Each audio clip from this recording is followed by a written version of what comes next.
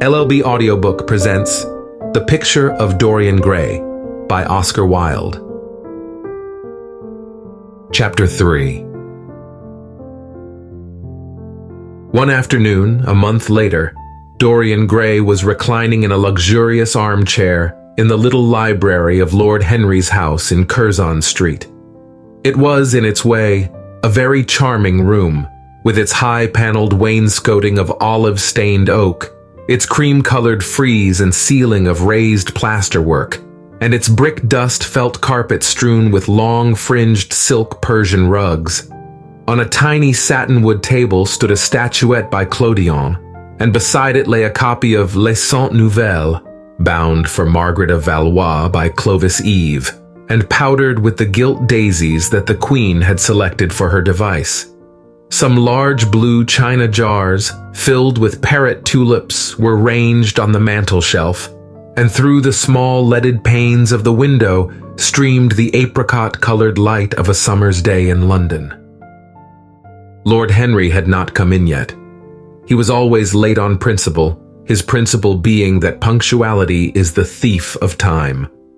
So the lad was looking rather sulky, as with listless fingers he turned over the pages of an elaborately illustrated edition of Manon Lescaut that he had found in one of the bookcases. The formal, monotonous ticking of the Louis XIV's clock annoyed him. Once or twice he thought of going away.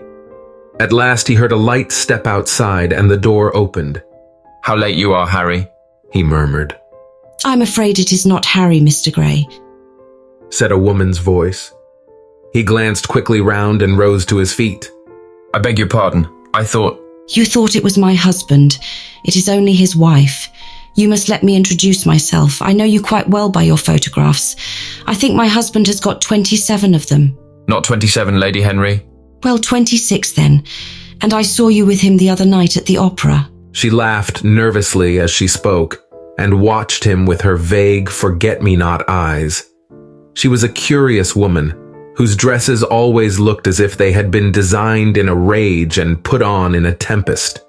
She was always in love with somebody, and, as her passion was never returned, she had kept all her illusions. She tried to look picturesque, but only succeeded in being untidy. Her name was Victoria, and she had a perfect mania for going to church. "That was at Lohengrin. Lady Henry, I think?" "Yes, it was at dear Lohengrin. I like Wagner's music better than any other music. It is so loud that one can talk the whole time without people hearing what one says. That is a great advantage. Don't you think so, Mr. Gray?" The same nervous staccato laugh broke from her thin lips, and her fingers began to play with a long paper knife. Dorian smiled and shook his head. "I'm afraid I don't think so, Lady Henry. I never talk during music, at least during good music. If one hears bad music, it is one's duty to drown it by conversation." "Ah, that is one of Harry's views, isn't it, Mr. Gray? But you must not think I don't like good music. I adore it, but I am afraid of it. It makes me too romantic. I have simply worshipped pianists, 2 at a time sometimes. I don't know what it is about them. Perhaps it is that they are foreigners. They all are, aren't they? Even those that are born in England become foreigners after a time, don't they? It is so clever of them, and such a compliment to art. Makes it quite cosmopolitan, doesn't it? You have never been to any of my parties, have you, Mr. Gray? You must come. I can't afford orchids, but I spare no expense in foreigners. They make one's rooms look so picturesque. But here is Harry. Harry, I came in to look for you, to ask you something. I forget what it was, and I found Mr. Gray here. We have had such a pleasant chat about music. We have quite the same views. No, I think our views are quite different. But he has been most pleasant. I'm so glad I've seen him." "I am charmed, my love, quite charmed," said Lord Henry, elevating his dark crescent-shaped eyebrows and looking at them both with an amused smile. "So sorry I'm late, Dorian. I went to look after a piece of old brocade in Wardour Street and had to bargain for hours for it. Nowadays people know the price of everything and the value of nothing." "I'm afraid I must be going," exclaimed Lady Henry, after an awkward silence with her silly, sudden laugh. "I've promised to drive with the Duchess. Goodbye, Mr. Gray. Goodbye, Harry. You are dining out, I suppose. So am I. Perhaps I shall see you at Lady Thornbury's. I dare say, my dear, said Lord Henry, shutting the door behind her as she flitted out of the room, looking like a bird of paradise that had been out in the rain, and leaving a faint odor of patchouli behind her. Then he shook hands with Dorian Gray, lit a cigarette, and flung himself down on the sofa. Never marry a woman with straw-colored hair, Dorian. He said after a few puffs. Why, Harry? Because they are so sentimental. But I like sentimental people. Never marry at all, Dorian. Men marry because they are tired. Women because they are curious. Both are disappointed. I don't think I'm likely to marry, Harry. I'm too much in love. That is one of your aphorisms. I'm putting it into practice as I do everything you say. Whom are you in love with? Said Lord Henry, looking at him with a curious smile. With an actress? Said Dorian Gray, blushing. Lord Henry shrugged his shoulders. That is a rather commonplace debut, he murmured. You would not say so if you saw her, Harry. Who is she? Her name is Sybil Vane. Never heard of her. No one has. People will someday, however. She's a genius. My dear boy, no woman is a genius. Women are a decorative sex. They never have anything to say, but they say it charmingly. They represent the triumph of matter over mind, just as we men represent the triumph of mind over morals. There are only two kinds of women, the plain and the colored. The plain women are very useful. If you want to gain a reputation for respectability, you have merely to take them down to supper. The other women are very charming. They commit one mistake, however. They paint in order to try to look young. Our grandmothers painted in order to try to talk brilliantly. Rouge and esprit used to go together. That has all gone out now. As long as a woman can look 10 years younger than her own daughter, she is perfectly satisfied. As for conversation, there are only 5 women in London worth talking to, and 2 of these can't be admitted into decent society. However, tell me about your genius. How long have you known her? About 3 weeks. Not so much. About 2 weeks and 2 days. How did you come across her? I will tell you, Harry, but you mustn't be unsympathetic about it. After all, it never would have happened if I had not met you. You filled me with a wild desire to know everything about life. For days after I met you, something seemed to throb in my veins. As I lounged in the park or strolled down Piccadilly, I used to look at everyone who passed me and wonder with a mad curiosity what sort of lives they led. Some of them fascinated me, others filled me with terror. There was an exquisite poison in the air. I had a passion for sensations. One evening, about 7 o'clock, I determined to go out in search of some adventure. I felt that this grey, monstrous London of ours, with its myriads of people, its splendid sinners, and its sordid sins, as you once said, must have something in store for me. I fancied 1,000 things. The mere danger gave me a sense of delight. I remembered what you had said to me on that wonderful night when we first dined together, about the search for beauty being the poisonous secret of life. I don't know what I expected, but I went out and wandered eastward, soon losing my way in a labyrinth of grimy streets and black grassless squares. About 8:30, I passed by a little third-rate theatre, with great flaring gas jets and gaudy playbills. A hideous Jew, in the most amazing waistcoat I ever beheld in my life, was standing at the entrance smoking a vile cigar. He had greasy ringlets, and an enormous diamond blazed in the centre of a soiled shirt. "Have a box, my lord," he said, when he saw me, and he took off his hat with an act of gorgeous civility. There was something about him, Harry, that amused me. He was such a monster. You will laugh at me, I know, but I really went in and paid a whole guinea for the stage box. To the present day I can't make out why I did so, and yet if I hadn't, my dear Harry, if I hadn't, I would have missed the greatest romance of my life. I see you're laughing. It is horrid of you. I'm not laughing, Dorian. At least I'm not laughing at you. But you should not say the greatest romance of your life. You should say the first romance of your life. You will always be loved, and you will always be in love with love. There are exquisite things in store for you. This is merely the beginning. Do you think my nature so shallow? cried Dorian Gray angrily. No, I think your nature so deep. How do you mean? My dear boy, people who only love once in their lives are really shallow people. What they call their loyalty and their fidelity, I call either the lethargy of custom or the lack of imagination. Faithlessness is to the emotional life what consistency is to the intellectual life, simply a confession of failure. But I don't want to interrupt you. Go on with your story. Well, I found myself seated in a horrid little private box, with a vulgar drop scene staring me in the face. I looked out behind the curtain and surveyed the house.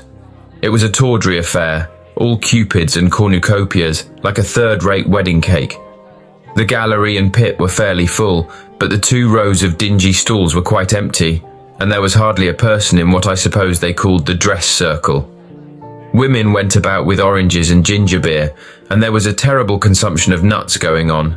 It must have been just like the palmy days of the British drama. Just like, I should fancy, and very horrid.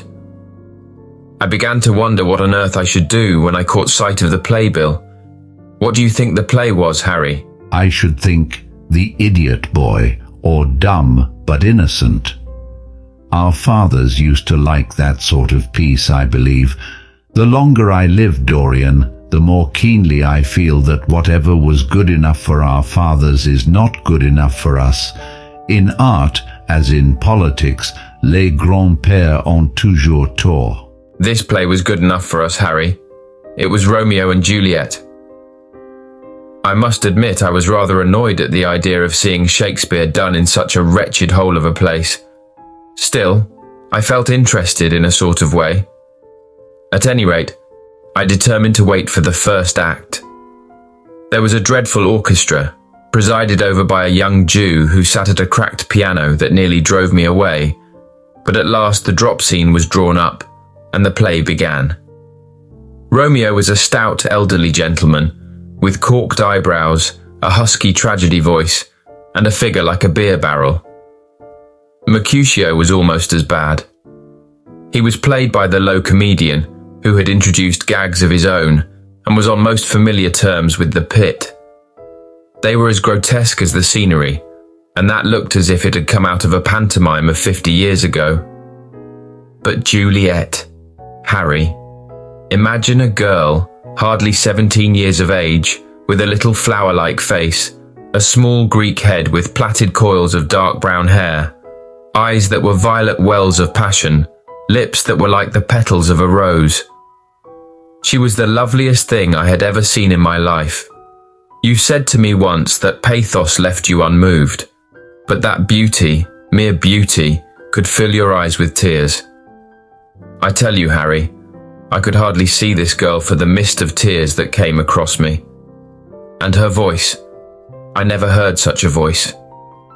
It was very low at first, with deep mellow notes that seemed to fall singly upon one's ear.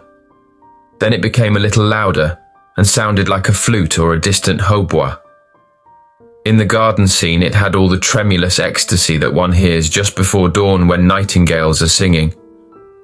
There were moments later on when it had the wild passion of violins. You know how a voice can stir one. Your voice and the voice of Sybil Vane are 2 things that I shall never forget. When I close my eyes I hear them, and each of them says something different. I don't know which to follow. Why should I not love her? Harry, I do love her. She is everything to me in life. Night after night I go to see her play. One evening she is Rosalind, and the next evening she is Imogen. I've seen her die in the gloom of an Italian tomb, sucking the poison from her lover's lips. I have watched her wandering through the forest of Arden, disguised as a pretty boy in hose and doublet and dainty cap. She has been mad, and has come into the presence of a guilty king, and given him rue to wear, and bitter herbs to taste of. She has been innocent, and the black hands of jealousy have crushed her reed-like throat. I have seen her in every age and in every costume. Ordinary women never appeal to one's imagination. They are limited to their century. No glamour ever transfigures them. One knows their minds as easily as one knows their bonnets. One can always find them. There is no mystery in one of them. They ride in the park in the morning and chatter at tea parties in the afternoon. They have their stereotyped smile and their fashionable manner. They are quite obvious. But an actress. How different an actress is. Why didn't you tell me that the only thing worth loving is an actress? Because I have loved so many of them, Dorian. Oh yes, horrid people with dyed hair and painted faces. Don't run down dyed hair and painted faces. There is an extraordinary charm in them sometimes. I wish now I had not told you about Sybil Vane. You could not have helped telling me, Dorian. All through your life you will tell me everything you do. Yes, Harry, I believe that is true. I cannot help telling you things. You have a curious influence over me. If I ever did a crime, I would come and confide it to you. You would understand me. People like you, the willful sunbeams of life, don't commit crimes, Dorian. But I am much obliged for the compliment all the same. And now tell me, reach me the matches like a good boy. Thanks. Tell me, what are your relations with Sybil Vane? Dorian Gray leaped to his feet with flushed cheeks and burning eyes. Harry, Sybil Vane is sacred. It is only the sacred things that are worth touching, Dorian, said Lord Henry with a strange touch of pathos in his voice. But why should you be annoyed? I suppose she will be yours someday. When one is in love, one always begins by deceiving oneself, and one always ends by deceiving others. That is what the world calls romance. You know her at any rate, I suppose? Of course I know her. On the first night I was at the theatre, the horrid old Jew came round to the box after the performance was over, and offered to bring me behind the scenes and introduce me to her. I was furious with him, and told him that Juliet had been dead for hundreds of years, and that her body was lying in a marble tomb in Verona. I think, from his blank look of amazement, that he thought I had taken too much champagne or something. I'm not surprised. I was not surprised either. Then he asked me if I wrote for any of the newspapers. I told him I never even read them. He seemed terribly disappointed at that, and confided to me that all the dramatic critics were in a conspiracy against him, and that they were all to be bought. I believe he was quite right there. But on the other hand, most of them are not at all expensive. Well, he seemed to think they were beyond his means. By this time the lights were being put out in the theatre, and I had to go. He wanted me to try some cigars, which he strongly recommended. I declined. The next night, of course, I arrived at the theatre again. When he saw me, he made me a low bow and assured me that I was a patron of art. He was a most offensive brute, though he had an extraordinary passion for Shakespeare. He told me once, with an air of pride, that his 3 bankruptcies were entirely due to the poet whom he insisted on calling the Bard. He seemed to think it a distinction. It was a distinction, my dear Dorian, a great distinction. But when did you first speak to Miss Sybil Vane? The 3rd night. She had been playing Rosalind. I could not help going round. I had thrown her some flowers and she had looked at me. At least I fancied that she had. The old Jew was persistent. He seemed determined to bring me behind, so I consented. It was curious my not wanting to know her, wasn't it? No, I don't think so. My dear Harry, why? I will tell you some other time. Now I want to know about the girl. Sybil? Oh, she was so shy and so gentle. There is something of a child about her. Her eyes opened wide in exquisite wonder when I told her what I thought of her performance, and she seemed quite unconscious of her power. I think we were both rather nervous. The old Jew stood grinning at the doorway of the dusty green room, making elaborate speeches about us both, while we stood looking at each other like children. He would insist on calling me my lord. So I had to assure Sybil that I was not anything of the kind. She said quite simply to me, "You look more like a prince." Upon my word, Dorian, Miss Sybil knows how to pay compliments. You don't understand her, Harry. She regarded me merely as a person in a play. She knows nothing of life. She lives with her mother, a faded, tired woman who played Lady Capulet in a sort of magenta dressing wrapper on the first night, and who looks as if she had seen better days. I know that look. It always depresses me. The Jew wanted to tell me her history, but I said it did not interest me. You are quite right. There is always something infinitely mean about other people's tragedies. Sybil is the only thing I care about. What is it to me where she came from? From her little head to her little feet, she is absolutely and entirely divine. I go to see her act every night of my life, and every night she is more marvelous. That is the reason, I suppose, that you will never dine with me now. I thought you must have some curious romance on hand.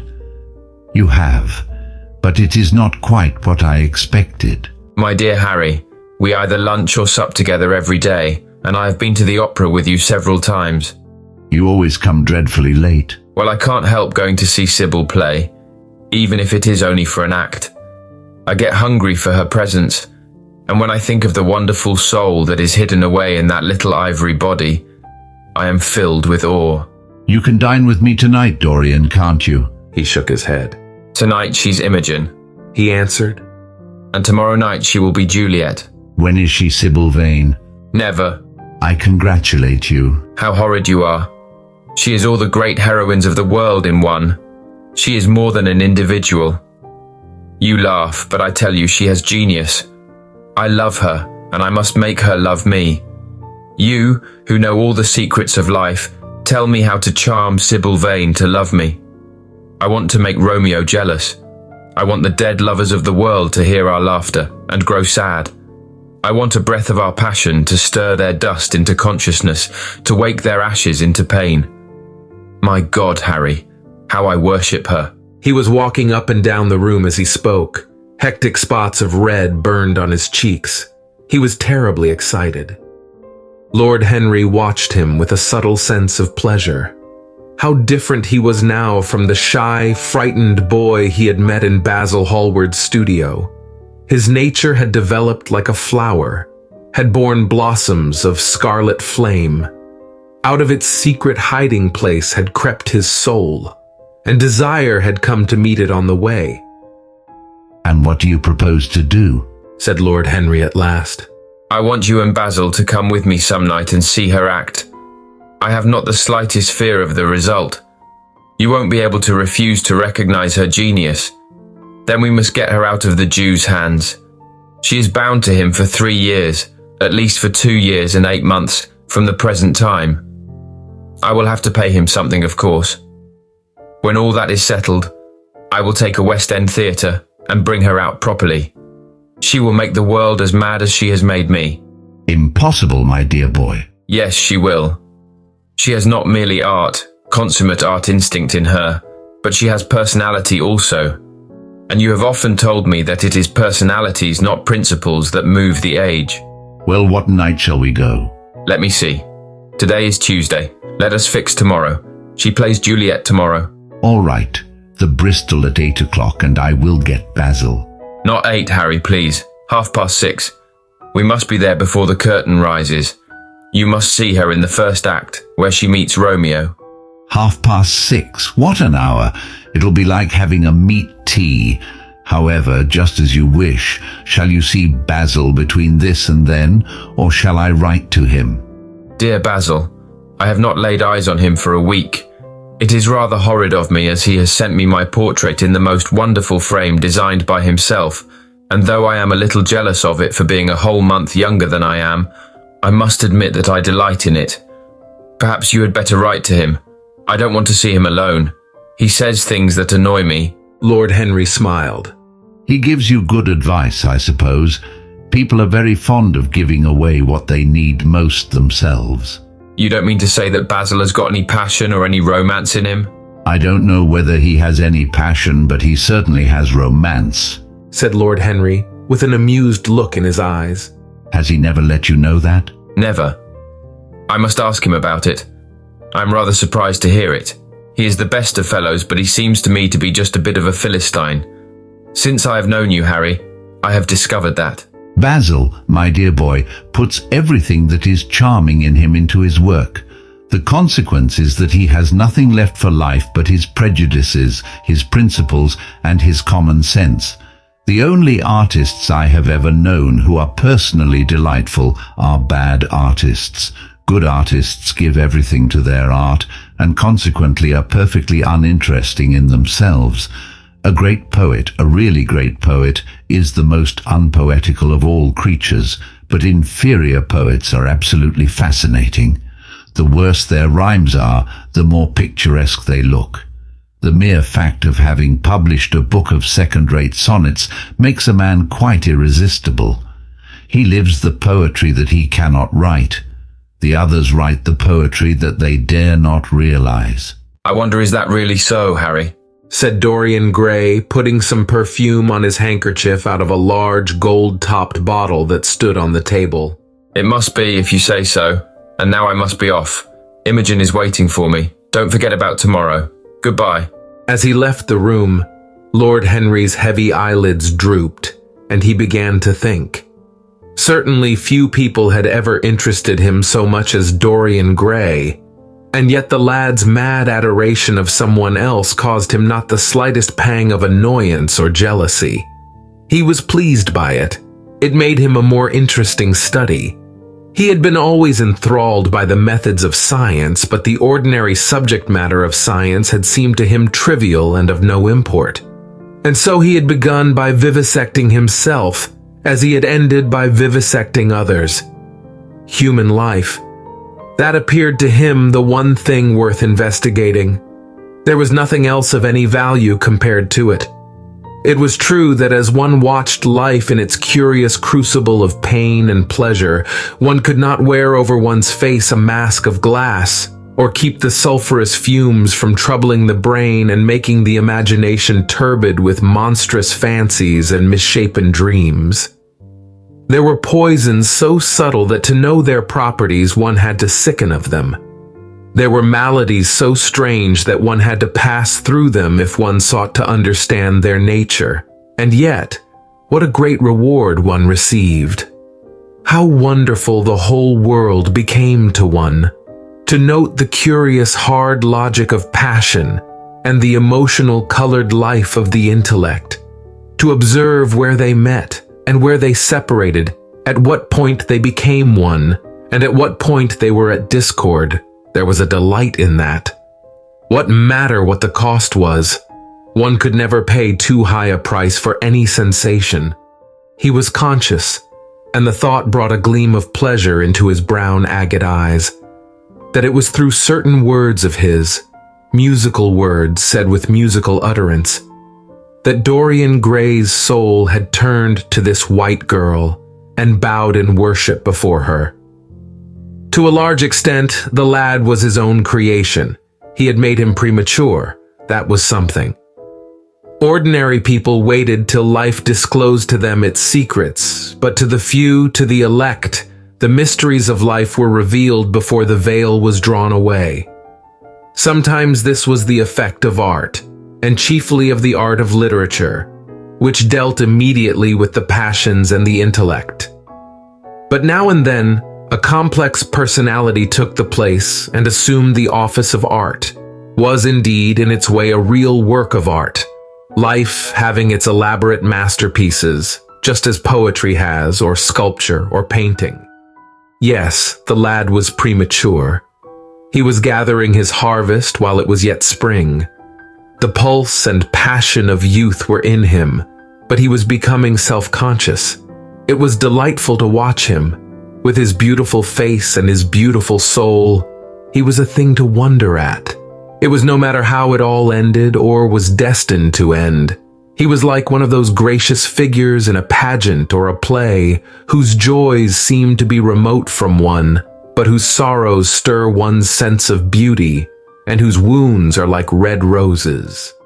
Soul and body, body and soul, how mysterious they were. There was animalism in the soul, and the body had its moments of spirituality. The senses could refine and the intellect could degrade. Who could say where the fleshly impulse ceased, or the psychical impulse began? How shallow were the arbitrary definitions of ordinary psychologists, and yet how difficult to decide between the claims of the various schools. Was the soul a shadow seated in the house of sin? Or was the body really in the soul, as Giordano Bruno thought? The separation of spirit from matter was a mystery, and the union of spirit with matter was a mystery also. He began to wonder whether we should ever make psychology so absolute a science that each little spring of life would be revealed to us. As it was, we always misunderstood ourselves and rarely understood others. Experience was of no ethical value. It was merely the name we gave to our mistakes. Men had, as a rule, regarded it as a mode of warning, had claimed for it a certain moral efficacy in the formation of character, had praised it as something that taught us what to follow and showed us what to avoid. But there was no motive power in experience. It was as little of an active cause as conscience itself. All that it really demonstrated was that our future would be the same as our past, and that the sin we had done once and with loathing we would do many times, and with joy. It was clear to him that the experimental method was the only method by which one could arrive at any scientific analysis of the passions. And certainly Dorian Gray was a subject made to his hand, and seemed to promise rich and fruitful results. His sudden mad love for Sybil Vane was a psychological phenomenon of no small interest. There was no doubt that curiosity had much to do with it, curiosity and the desire for new experiences, yet it was not a simple but rather a very complex passion. What there was in it, of the purely sensuous instinct of boyhood, had been transformed by the workings of the imagination, changed into something that seemed to the boy himself to be remote from sense, and was for that very reason all the more dangerous. It was the passions about whose origin we deceived ourselves that tyrannized most strongly over us. Our weakest motives were those of whose nature we were conscious. It often happened that when we thought we were experimenting on others, we were really experimenting on ourselves. While Lord Henry sat dreaming on these things, a knock came to the door, and his valet entered and reminded him it was time to dress for dinner. He got up and looked out into the street. The sunset had smitten into scarlet gold the upper windows of the houses opposite. The panes glowed like plates of heated metal. The sky above was like a faded rose.